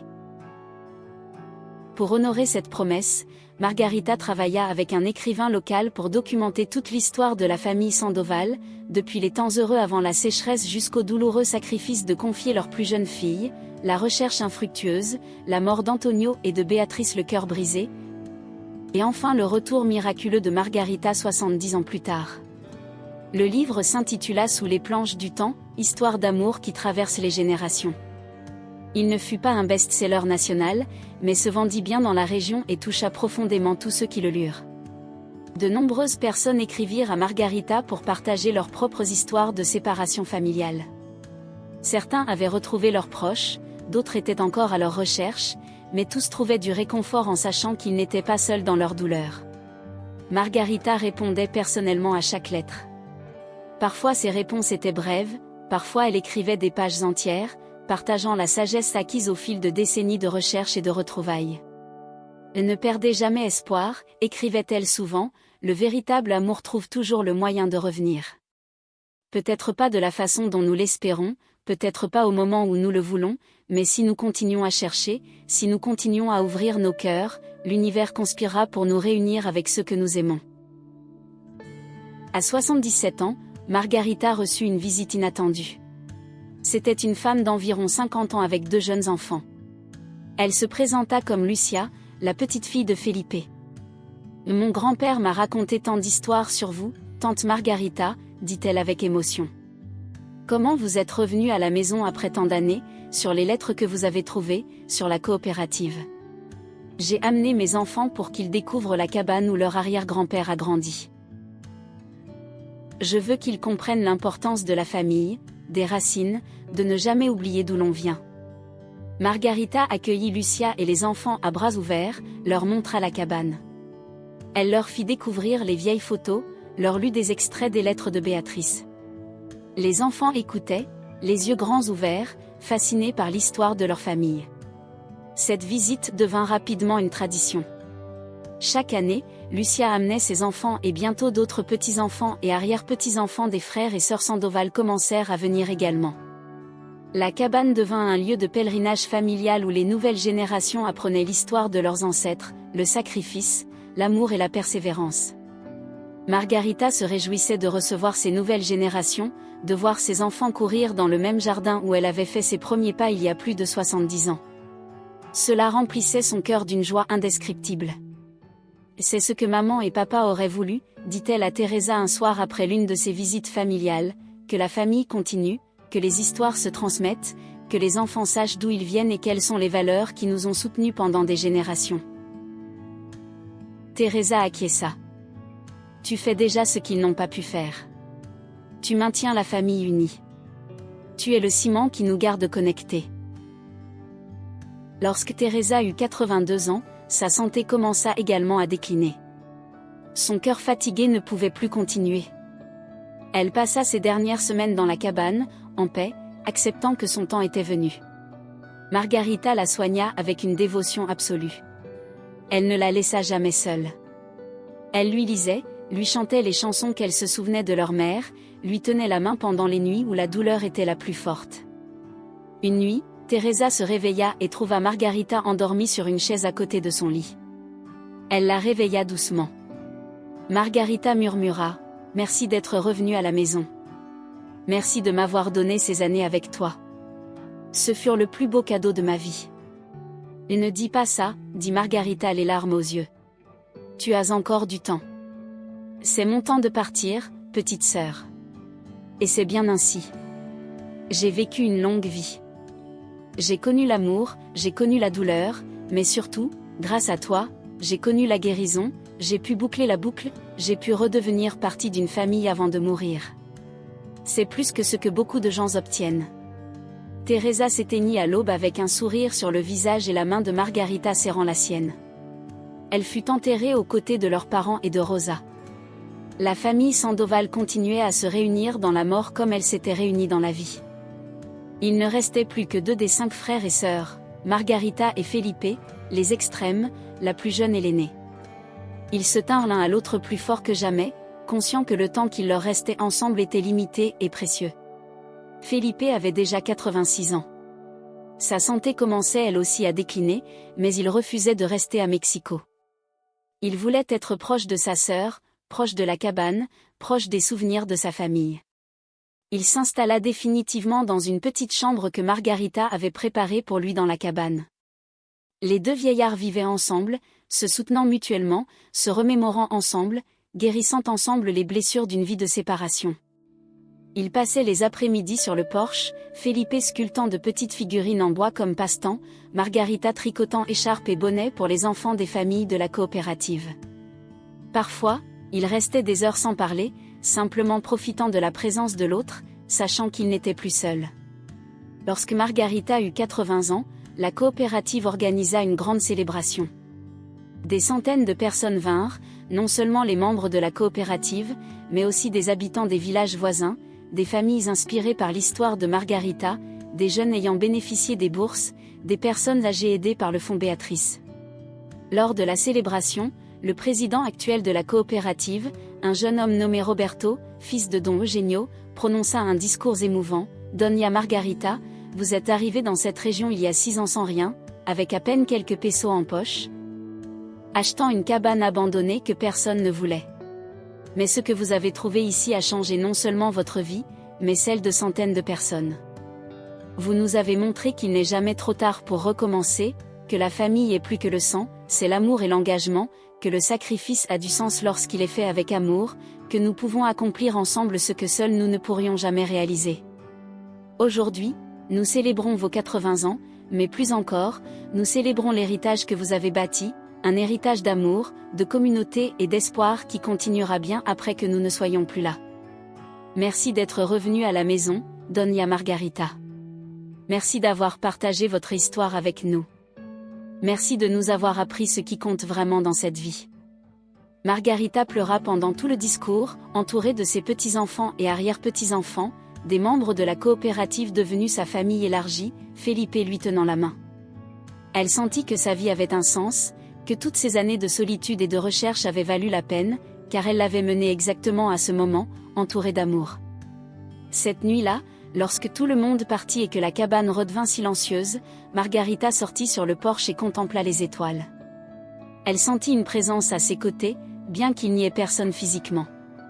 Elle sut que c'était Béatrice, sa mère, enfin en paix, pouvant enfin se reposer, sachant que son sacrifice avait porté des fruits au-delà de ce qu'elle avait jamais imaginé. Les 2 années suivantes furent tranquilles. Margarita et Felipe vivaient en paix dans la cabane, recevant fréquemment famille et amis, participant moins activement à la coopérative, mais toujours disponibles pour donner des conseils lorsqu'on le leur demandait. La coopérative comptait désormais 35 familles membres et exportait son eau vers d'autres pays d'Amérique centrale. Elle était devenue un modèle de transformation des communautés par les coopératives. Un matin de printemps, alors que Margarita avait 82 ans, elle se réveilla se sentant étrangement légère, comme si un poids qu'elle ne savait pas porter avait enfin été levé. Elle prépara du café et sortit sur le porche. Le soleil se levait entre les arbres, peignant tout en doré. Elle entendit le chant des oiseaux, le murmure du vent dans les feuilles, le bruit lointain de l'eau qui coulait et sentit une gratitude si profonde qu'elle lui remplit la poitrine. Elle avait vécu une longue vie difficile. Elle avait connu l'abandon, la solitude, la pauvreté, mais aussi l'amour, la famille, la communauté. Et à la fin, après 82 ans, elle avait trouvé sa place dans le monde. Elle avait trouvé sa maison. Felipe sortit pour la rejoindre sur le porche. Les deux frères et sœurs s'assirent en silence, regardant le lever du soleil. « C'est magnifique, n'est-ce pas ?» dit Felipe. « Plus magnifique que je ne m'en souvenais de notre enfance, c'est parce que nous le voyons avec des yeux différents, » répondit Margarita. « Quand nous étions enfants, nous ne savions pas apprécier ce que nous avions. Il a fallu que nous le perdions pour en comprendre la valeur. Mais maintenant que nous l'avons retrouvé, maintenant que nous avons bouclé la boucle, nous pouvons enfin voir la beauté qui a toujours été là. » Felipe prit la main de sa sœur. « Je suis heureux que tu sois revenue à la maison, Margarita. »« Moi aussi, frère. »« Moi aussi. » Ils passèrent le reste de la matinée ainsi, en silence, main dans la main, deux vieillards ayant suivi des chemins très différents, mais qui s'étaient finalement retrouvés dans le lieu où tout avait commencé, dans la cabane que leurs parents avaient construite de leurs propres mains, sur la terre qui avait vu naître et grandir des générations de Sandoval. Lorsque le soleil fut haut dans le ciel, Margarita se leva lentement et se rendit dans la chambre où elle gardait la boîte en métal contenant les photos et lettres de sa mère. Elle les sortit toutes et les étala sur la table de la salle à manger. Elle appela Felipe et ensemble, ils passèrent l'après-midi à regarder ces images du passé, se remémorant, pleurant, riant, guérissant. Cette nuit-là, Margarita écrivit dans son journal, une habitude qu'elle avait commencée après avoir trouvé le carnet de lettres de sa mère. « J'ai vécu 82 ans. 70 d'entre eux, sans vraiment savoir qui j'étais, sans connaître mon histoire, ressentant un vide que je ne pouvais expliquer ni combler. Mais ces 12 dernières années, depuis que j'ai trouvé les lettres de maman, depuis que j'ai retrouvé mes frères et sœurs, depuis que nous avons créé la coopérative, ont été les années les plus pleines de ma vie. J'ai appris qu'il n'est jamais trop tard pour retrouver son chemin vers la maison, que le véritable amour transcende le temps et la distance, que le sacrifice fait avec amour n'est pas une perte, mais un investissement dans le futur. Maman, papa, si vous pouvez me lire d'où que vous soyez, je veux que vous sachiez que je comprends. Je comprends pourquoi vous avez dû me laisser partir. Je comprends la douleur que vous avez portée. Je comprends que chaque jour de votre vie, vous avez pensé à moi avec amour et je veux que vous sachiez que votre sacrifice n'a pas été vain. Vous ne m'avez pas seulement sauvé la vie, vous m'avez donné l'opportunité de vivre, de créer, d'aimer, de construire quelque chose de significatif. Votre amour a planté des graines qui ont continué à croître pendant des décennies jusqu'à fleurir dans cette coopérative qui soutient maintenant tant de familles. Jusqu'à aujourd'hui, je porte votre marque sur mon bras, l'étoile qui m'identifie comme une Sandoval. Mais plus encore, je porte votre amour dans mon cœur et cet amour m'a guidé pour revenir à la maison. Merci de m'avoir tant aimé. Merci d'avoir été assez fort pour me laisser partir. Merci d'avoir laissé des indices qui m'ont aidé à retrouver le chemin du retour. Maintenant, je peux vivre le reste de mes jours en paix, sachant d'où je viens, sachant où j'appartiens, sachant que je suis aimée. Je l'ai toujours été, je le serai toujours. Votre fille qui est enfin revenue à la maison, Margarita. Lorsqu'elle eut terminé d'écrire, Margarita ferma le journal et le rangea dans la boîte en métal, avec les lettres de sa mère. Un jour, quand elle ne serait plus là, quelqu'un découvrirait ces mots et connaîtrait l'histoire complète, l'histoire d'une famille séparée par le besoin mais unie par l'amour. L'histoire d'un sacrifice qui sauva une vie, l'histoire d'un retour qui guérit des blessures de plusieurs décennies, l'histoire qu'il n'est jamais trop tard pour retrouver son chemin vers la maison. Margarita vécut encore 5 ans, des années remplies de paix, d'amour et de sens. Elle mourut à 87 ans, dans son lit, dans la cabane où elle était née, Felipe tenant une main et le président de la coopérative tenant l'autre. Ses dernières paroles furent « Je suis prête. Je vais enfin voir maman et papa. Dites-leur que je ne les ai jamais oubliés, que je les ai toujours aimés. » Ces funérailles furent les plus grandes que la région ait vues depuis des décennies. Des centaines de personnes vinrent lui dire adieu, membres de la coopérative, famille, amis, personnes touchées par son histoire. Elle fut enterrée aux côtés de ses parents et frères et sœurs dans le cimetière du village. Maintenant, la famille Sandoval était enfin de nouveau complète, réunie dans la mort comme elle s'était brièvement réunie de son vivant. Dans son testament, Margarita laissa la cabane à la coopérative à condition qu'elle soit toujours conservée comme un musée vivant de l'histoire de la famille Sandoval, un lieu où les générations futures pourraient venir apprendre leurs racines, le sacrifice, et l'amour qui transcende tout. La coopérative respecta son souhait et restaura la cabane, conservant tout exactement comme Margarita l'avait laissé, les photos sur les murs, la boîte en métal sur la table, le rebozo de Béatrice accroché dans la chambre. Chaque année, à l'anniversaire de la mort de Margarita, la coopérative organise un événement dans la cabane où toutes les familles membres se rassemblent. On lit à voix haute les lettres de Béatrice, on raconte des histoires de Margarita, et on renouvelle son engagement envers les valeurs qu'elle avait établies, amour, communauté, travail collectif, entraide. Les nouvelles générations, qui n'avaient jamais connu Margarita, grandissent en écoutant son histoire, apprenant de son exemple, comprenant qu'elles font partie de quelque chose de plus grand qu'elles-mêmes, d'un héritage qui a commencé avec le sacrifice douloureux de deux parents qui aimaient tant leur fille qu'ils l'ont laissée partir. Felipe vécut encore 3 ans après la mort de Margarita. Il passa ses années dans la cabane comme son gardien, racontant son histoire à quiconque voulait l'écouter. Quand il mourut finalement à 93 ans, il fut enterré aux côtés de ses frères et sœurs et de leurs parents. Les 5 frères et sœurs Sandoval reposaient maintenant ensemble. La séparation était terminée. La famille était complète, des années plus tard, des décennies plus tard. L'histoire de Margarita Sandoval continue d'être racontée. Elle est devenue une légende dans la région, la femme qui est revenue à la maison après 70 ans, la femme qui a trouvé des lettres d'amour sous les planches du plancher, la femme qui a transformé une cabane abandonnée en cœur d'une communauté prospère. Mais plus qu'une légende, son histoire est un rappel de vérités éternelles. Le véritable amour ne meurt jamais, le sacrifice fait avec amour a du sens même quand il fait mal, il n'est jamais trop tard pour retrouver son chemin vers la maison, la famille est plus que le sang, c'est l'engagement et le soin mutuel, et ensemble, nous pouvons accomplir ce que seuls nous ne pourrions jamais réaliser. La coopérative Aguas de la Montana fonctionne toujours aujourd'hui, plus forte que jamais. Elle compte désormais plus de 50 familles membres et a étendu ses activités pour inclure non seulement de l'eau embouteillée, mais aussi des produits agricoles biologiques cultivés sur les terres autour de la cabane. Les bourses Antonio ont permis à plus de 100 jeunes d'aller à l'université. Le fonds Béatrice a aidé des centaines de personnes âgées dans le besoin. L'héritage de Margarita continue de toucher des vies, de changer des destins, démontrant qu'une seule personne, même une femme âgée avec à peine quelques pesos en poche, peut faire une réelle différence dans le monde quand elle agit avec amour, détermination et un sens du but.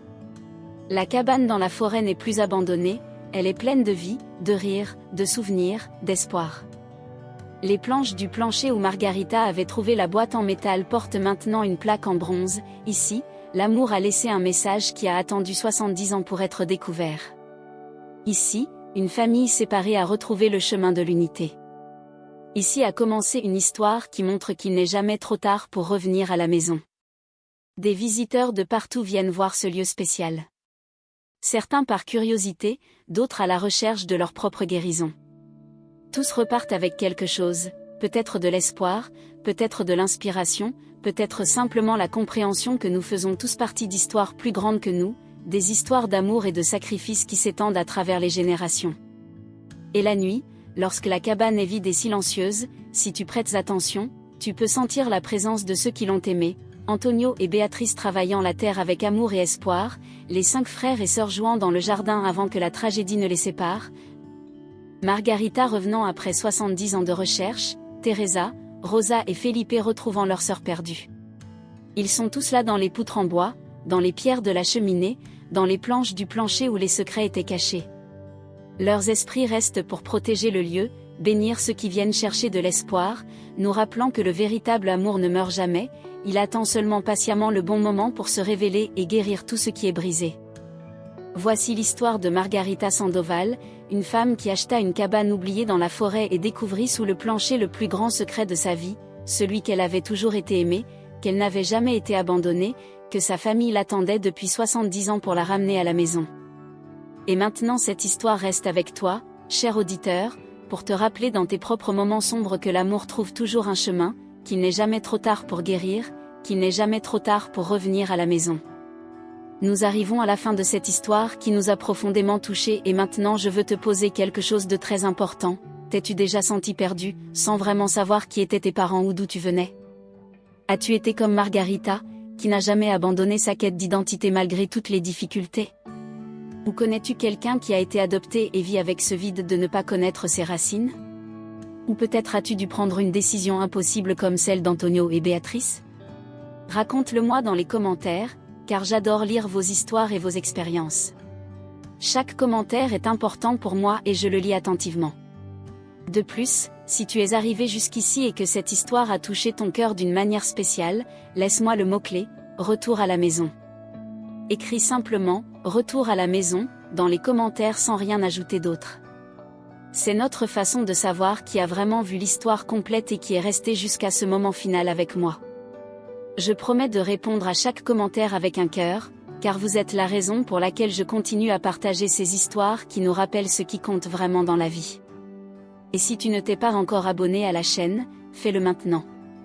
Clique sur le bouton s'abonner et active la cloche pour ne rien manquer des prochaines histoires, car j'ai encore beaucoup à partager avec toi, des histoires de vie, de dépassement, d'amour et de retrouvailles comme celle-ci. Des histoires qui nous enseignent qu'il n'est jamais trop tard pour trouver sa place dans le monde, que la véritable famille se construit avec l'amour, pas seulement avec le sang, et que les sacrifices faits par amour ont un sens même lorsqu'ils font profondément mal. N'oublie pas aussi de liker cette vidéo, car cela m'aide énormément à ce que davantage de personnes puissent découvrir ces histoires, et peut-être que quelqu'un qui traverse une recherche similaire y trouvera de l'espoir. Peut-être que quelqu'un qui se sent sans racines ou abandonné lira ceci et comprendra qu'il n'est pas seul, que des réponses attendent d'être découvertes, que la vie nous offre toujours des occasions de guérison quand on s'y attend le moins. Avant de conclure, je veux partager quelques réflexions finales sur cette histoire que nous venons de raconter. Premièrement, il n'est jamais trop tard pour découvrir qui l'on est vraiment.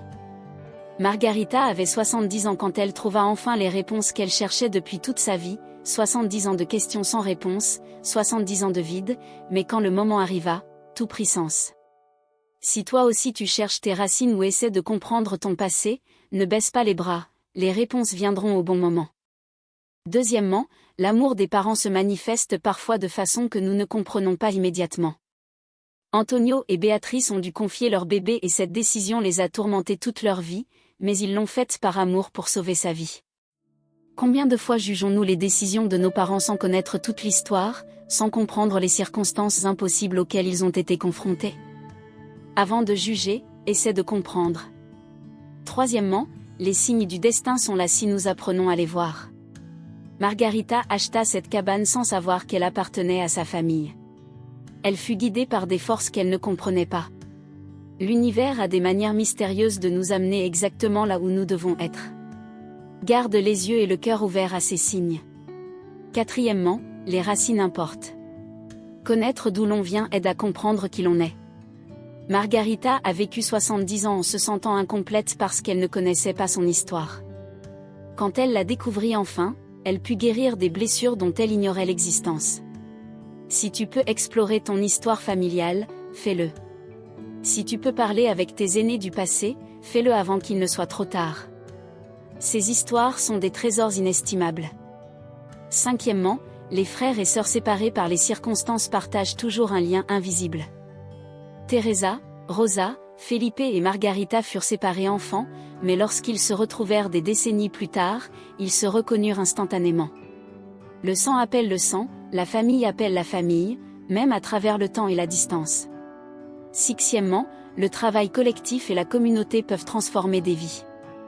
La coopérative que Margarita a aidé à créer n'a pas seulement changé sa vie, mais celle de dizaines de familles.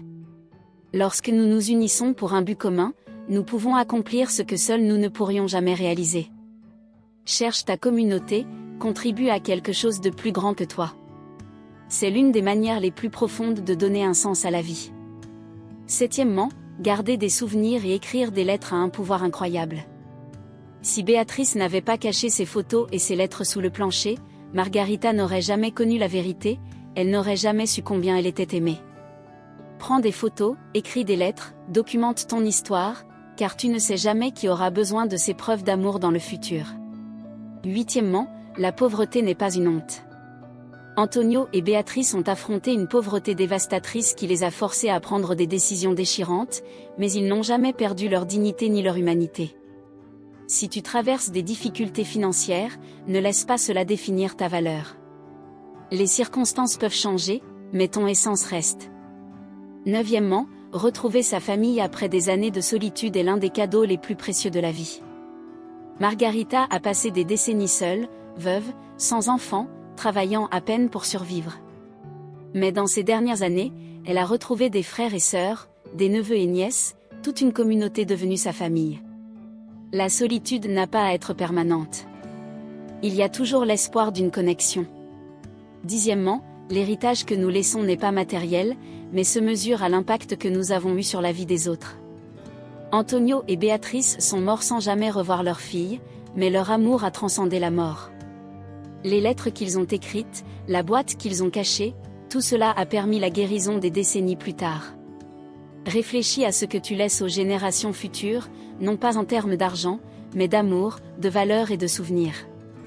Cette histoire nous enseigne également quelque chose de profond sur l'adoption, un sujet qui touche des millions de personnes dans le monde. Margarita a été adoptée à une époque où les registres étaient informels, où il n'existait aucun moyen de rester en contact avec la famille biologique, ce qui a créé un vide dans sa vie pendant des décennies. Heureusement, aujourd'hui, il existe davantage de ressources pour que les personnes adoptées puissent chercher leurs origines si elles le souhaitent, mais la douleur de l'inconnu reste réelle. Si tu as été adopté, sache que tu as le droit de chercher tes racines. Si c'est ce dont tu as besoin pour guérir, cela ne signifie pas que tu n'aimes pas tes parents adoptifs. Cela signifie simplement que tu as besoin de connaître ton histoire complète pour comprendre qui tu es. Et si tu as donné un enfant en adoption, pour quelque raison que ce soit, sache que cet enfant, maintenant adulte, pense probablement à toi, se demande probablement pourquoi, et a besoin de savoir qu'il a été aimé. Si tu peux, d'une manière ou d'une autre, lui laisser un message, une lettre, quelque chose qui explique les circonstances, fais-le. Cet acte d'amour peut guérir des blessures que tu n'imagines même pas. L'histoire de Margarita nous montre que les explications comptent, que connaître le contexte transforme la douleur de l'abandon perçu en compréhension et même en gratitude pour le sacrifice accompli. Cette histoire illustre également parfaitement le concept que tout arrive pour une raison, que l'univers a un plan même lorsque nous ne le comprenons pas. Réfléchis-y bien. Margarita a perdu son emploi de femme de ménage, son loyer a été augmenté, elle s'est retrouvée pratiquement sans argent. Sa vie semblait s'effondrer, mais chacune de ces apparentes tragédies fut en réalité une étape nécessaire qui la ramena à la cabane de sa famille. Si elle avait eu un emploi stable et un logement sûr, elle n'aurait jamais acheté cette propriété abandonnée, elle n'aurait jamais trouvé les lettres, elle n'aurait jamais découvert son histoire. Parfois, ce qui semble être le pire moment de ta vie est en réalité l'univers qui te pousse vers ton destin, vers l'endroit où tu dois vraiment être. Lorsque tu traverses des difficultés, souviens-toi de cela. Peut-être que ce n'est pas une punition, mais une redirection. Peut-être qu'on te sort de là où tu étais pour te mener là où tu dois être.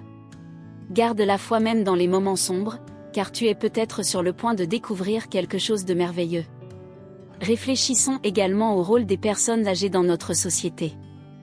Margarita avait 70 ans lorsque sa vie changea complètement. 70 ans. Un âge où beaucoup pensent qu'il n'y a plus rien de nouveau à expérimenter, que la vie est déjà définie, mais elle a démontré que c'est complètement faux. À 70 ans, elle a acheté une propriété, découvert son histoire, retrouvé des frères et sœurs qu'elle ne connaissait pas, fondé une coopérative, changé la vie de dizaines de familles, écrit un livre, et est devenue une source d'inspiration pour toute une région. Tout cela après 70 ans. Nous vivons dans une société qui écarte les personnes âgées, qui les considère comme improductives, qui leur fait croire qu'elles n'ont plus de valeur. Mais cette histoire crie le contraire. L'âge n'est qu'un chiffre. Tant que tu vis, tu as un but. Tant que tu respires, tu peux aimer et être aimé. Ne laisse personne te faire sentir que tu n'as plus d'importance à cause de ton âge. Margarita a eu plus d'impact dans ces dernières années que dans toute sa vie précédente. Toi aussi, Tu peux t'épanouir à n'importe quelle étape de ta vie si tu t'en donnes la chance. Cette histoire nous rappelle aussi l'importance des lieux, de la terre, des racines physiques, pas seulement émotionnelles. Cette cabane dans la forêt était plus que du bois et de la pierre. Elle était le réceptacle de souvenirs, le gardien de secrets, le témoin silencieux de l'amour et du sacrifice.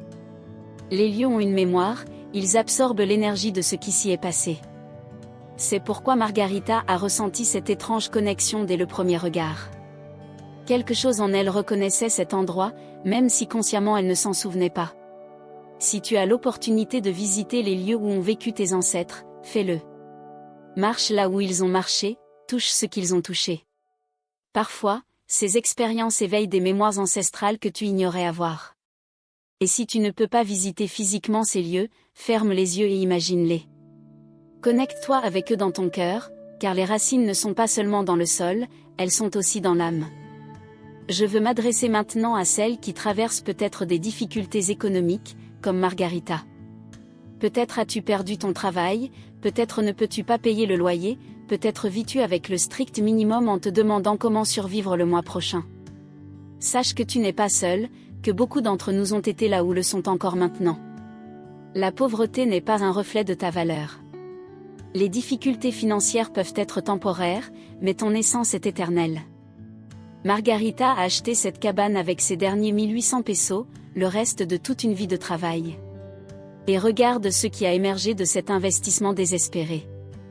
Parfois, quand nous pensons être au plus bas, c'est en réalité le moment où nous sommes sur le point de décoller.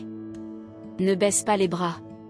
Continue un jour de plus, une heure de plus, une minute de plus, car tu ne sais jamais quand arrivera ce moment qui changera tout. Et entre-temps, n'aie pas honte de demander de l'aide, d'accepter la bonté des autres. Margarita accepta l'aide de Teresa, des voisins, de la communauté. Cette humilité pour recevoir fit partie de ce qui permit à tout le reste d'arriver. L'orgueil peut te laisser mourir de faim, l'humilité te maintient en vie jusqu'à ce que tu puisses te relever. Cette histoire nous enseigne également le pouvoir du pardon. Pas le pardon qui oublie ou permet l'abus, mais celui qui libère. Margarita aurait pu passer ses dernières années amères, en colère contre ses parents pour l'avoir donnée en adoption, rancunière envers la vie pour lui avoir refusé la connaissance de ses racines pendant si longtemps.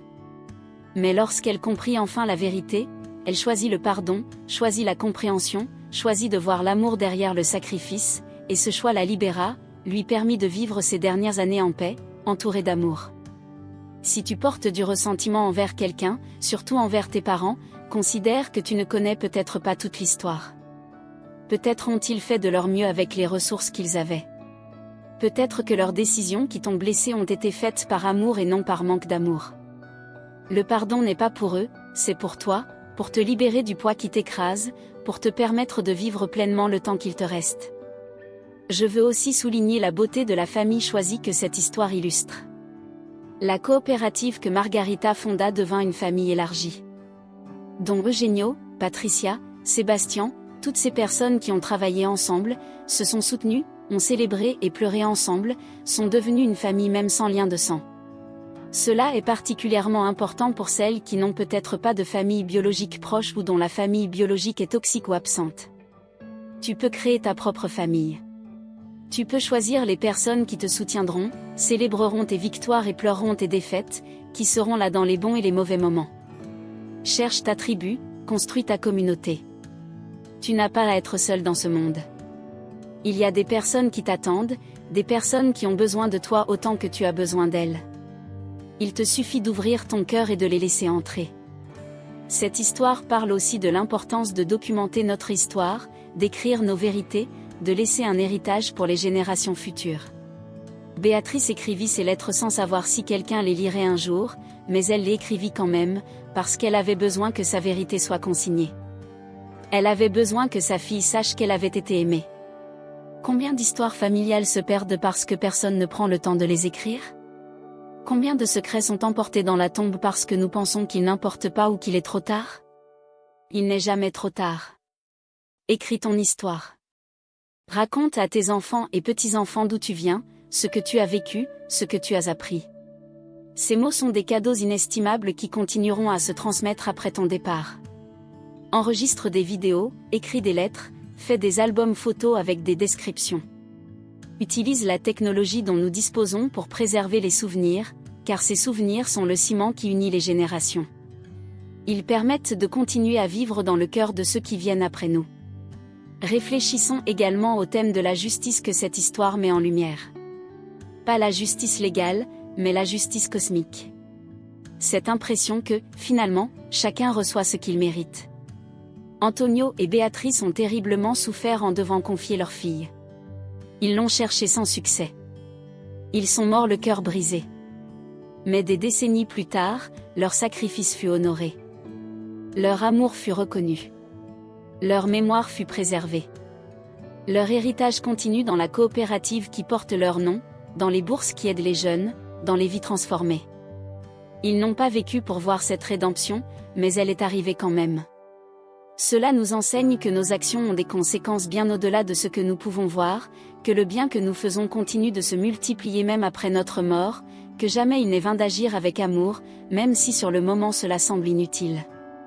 L'univers à mémoire et l'amour trouvent toujours le moyen de fleurir. Enfin, je veux parler du concept de foyer, central dans cette histoire. Pendant 70 ans, Margarita n'a pas eu de véritable foyer. Elle a eu des lieux où vivre, des appartements loués, des espaces occupés temporairement, mais pas un foyer au sens profond du terme. Un endroit où elle appartenait pleinement, où ses racines étaient plantées, où son histoire vivait. Lorsqu'elle arriva enfin dans cette cabane sans savoir ce qu'elle était, son âme l'a reconnue. Car le foyer n'est pas seulement un lieu physique, c'est là où ton histoire a commencé, où tu as vécu et aimé, où tes ancêtres ont laissé leur marque. Beaucoup d'entre nous marchons dans la vie en se sentant un peu perdus, un peu déracinés, à la recherche de ce sentiment d'appartenance, cet endroit où nous pouvons enfin nous poser et dire « c'est ici que j'appartiens ». Pour certaines, cet endroit est géographique. Pour d'autres, c'est une personne ou un groupe de personnes.